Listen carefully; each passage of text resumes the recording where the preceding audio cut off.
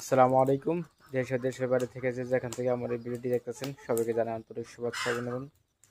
দর্শক, এই শীতের মৌসুমে যারা এখন বাচ্চা বোর্ডিং করতেছেন অথবা মুরগি পালন করতেছেন, এই শীতের মধ্যে আপনার তাপমাত্রা আপনার 10, 15, 20 থাকে না, 20-এর নিচে সবসময় তাপমাত্রা থাকে।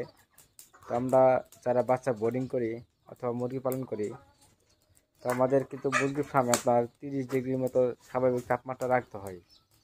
25 থেকে 30 ডিগ্রি তাপমাত্রা রাখলে আপনার তাপমাত্রাটা ঠিক থাকে, কি আপনার মুরগিটা আপনার যে সঠিক যে তাপমাত্রাটা থাকা দরকার ওই সঠিক তাপমাত্রা থাকে আর কি।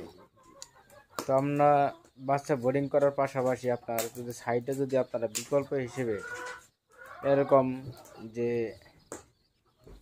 আপনার আগুনটা যে জ্বলতেছে যে দেখতেছেন,